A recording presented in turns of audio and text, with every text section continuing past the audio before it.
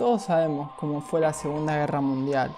Los bandos, las batallas sanguinarias, las familias rotas y las bajas llegando a más de 55 millones. Las bombas atómicas, el nazismo, los líderes mundiales y todo lo que conlleva. Pero hoy justamente no vengo a hablar sobre la Segunda Guerra Mundial, sino sobre lo que pasó después. Por eso, agárrate de la silla, que esto es 5 hechos Segunda Guerra Mundial. Considerando que la mayoría de las batallas, conflictos y la mayoría de la guerra sucedió en territorios europeos, estos quedaron devastados en gran parte, tanto el eje conformado por Alemania, Italia y Japón, como los aliados, conformado por los Estados Unidos, Francia, Gran Bretaña y China.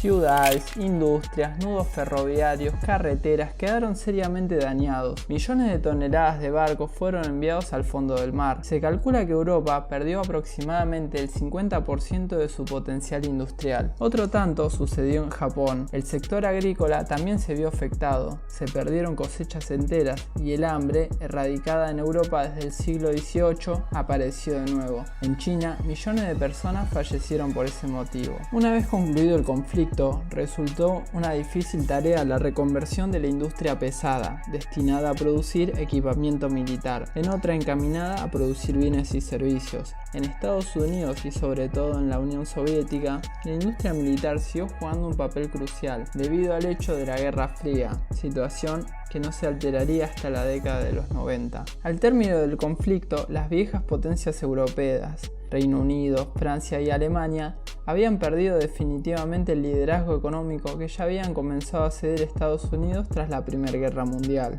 En cambio, la economía estadounidense salió reforzada y experimentó un espectacular auge, especialmente en el sector industrial, con un crecimiento del Producto Bruto Interno en torno al 10% anual. El país americano se había convertido en el mayor proveedor de productos manufacturados a los aliados, a quien había concedido importantes sumas de dinero en forma de créditos. En 1945 era acreedor de la mayoría de los estados y controlaba 2/3 de las reservas mundiales de oro. Su hegemonía como potencia industrial y financiera y agrícola se impuso sin discusión, superando a la de su principal oponente, la Unión Soviética.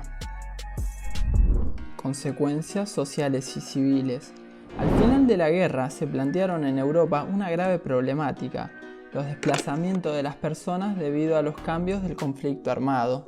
Entre estos grupos se encontraban exprisioneros de los campos de concentración tratando de volver a su lugar de origen, ex colaboracionistas que esperaban huir de represalias y los castigos, y millones de personas que debieron abandonar sus hogares debido a que estos estaban situados en lugares anexionados a los vencedores. ¿Y cuántos libros se han perdido?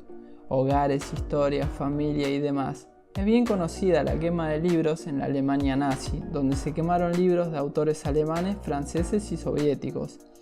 Y hubo autores perseguidos a más no poder, como lo fueron Karl Marx, Max Brod, Otto Dix, Walter Benjamin y otros. La persecución de estos autores y sus expresiones orales y escritas, que eran contrarias al punto de vista nazi y se oponían a la exigida posición de defensa intelectual, no comenzó con la quema de libros, sino que esta fue el punto crucial de la persecución. Muchos autores, aunque también artistas y científicos, recibieron en consecuencia la prohibición de ejercer su profesión y de publicar sus textos. Desaparecieron de las bibliotecas y de los colegios. Sus textos fueron destruidos físicamente. Fallecieron en campos de concentración por las terribles condiciones de vida o ajusticiados, como fueron los casos de Karl von Ossietzky, Gerald Coleman, Jacob von Hodris, entre otras celebridades. Muchos se desesperaron y se suicidaron en el exilio, como Walter Hasenclever, Carl Einstein, Walter Benjamin, Stefan Zweig y demás. Lamentablemente no quedan más que copias en deplorable estado de estos libros censurados, ya que se trató de censurar lo máximo posible hasta robando libros de bibliotecas públicas. Las consecuencias del pueblo judío. Bien es sabido que el pueblo judío fue uno de los que más sufrió por causa de la Segunda Guerra Mundial, con aproximadamente 11 millones de asesinatos entre judíos, gitanos y otros grupos étnicos, sociales e ideológicos, en el gran conocido Holocausto, que llevó muerte a causa de balaceras, quema de cuerpos, cámara de gas, suicidios y sin un fin de atrocidades que se cometieron en este marco. Lamentablemente, en la actualidad hay menos judíos que los que había en la Segunda Guerra Mundial, considerando que antes de la Segunda Guerra Mundial había 16 millones de miembros de la religión, actualmente hay 11 millones. Esto se debe a la dispersión de estos mismos. Debido a la persecución constante hacia los judíos, luego de la creación de la ONU, se les fue otorgado el territorio de lo que actualmente es conocido como Israel, ya que esta tierra se considera que es la Tierra Santa nombrada por Moisés, por Jesús y de los demás personajes importantes de la religión. Creación de la ONU. La primera vez que se utilizó el concepto Naciones Unidas fue en el año 1942, en mitad de la Segunda Guerra Mundial. El presidente de los Estados Unidos, Franklin D. Roosevelt, propuso una alianza de 26 países para luchar juntos en el conflicto, y se aprobó la Declaración de las Naciones Unidas. Para evitar que el mundo volviera a enfrentarse con tal graves consecuencias, los países se volvieron a crear un organismo internacional que facilitara la cooperación entre gobiernos. Así es como nació la Organización de Naciones Unidas. El 26 de junio de 1945, 51 países firmaron la Carta de las Naciones Unidas, un acuerdo que entró en vigor el 24 de octubre. Por eso, el Día de las Naciones Unidas se celebra cada año en esa fecha. La ONU está compuesta por una decena de organismos de gobierno, como la Asamblea General o el Consejo de Seguridad, que definen sus principales líneas políticas. Por otro lado, existen distintos programas, fondos y agencias que trabajan para llevar a cabo estas políticas en distintos ámbitos, como el medio ambiente, la infancia, los refugiados o la igualdad de género. La ONU también tiene un cuerpo militar que trabaja para el mantenimiento de la paz, los llamados cascos azules. Este cuerpo no interviene en ataques, sino que actúa como apoyo en zona de conflicto para evitar los enfrentamientos. Además del desarme y el mantenimiento de la paz, la organización también define los derechos humanos, ofrece ayuda humanitaria en situaciones de emergencia y trabaja para cumplir los objetivos de desarrollo sostenible.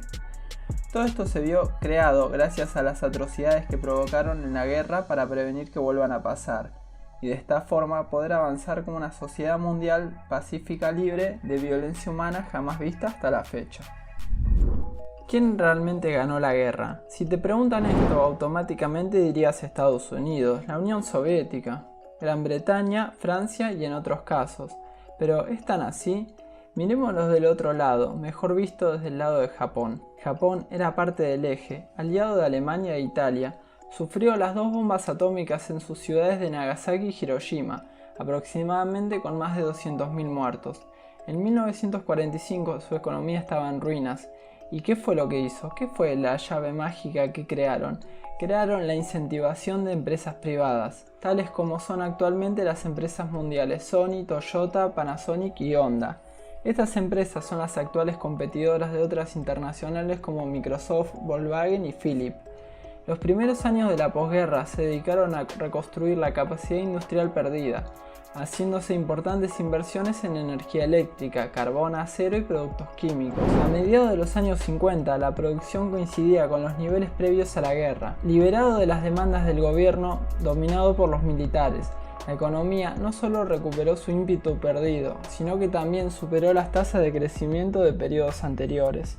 Para esta altura, Japón se consideraba la tercera potencia mundial a nivel económico, solo por debajo de Estados Unidos y China.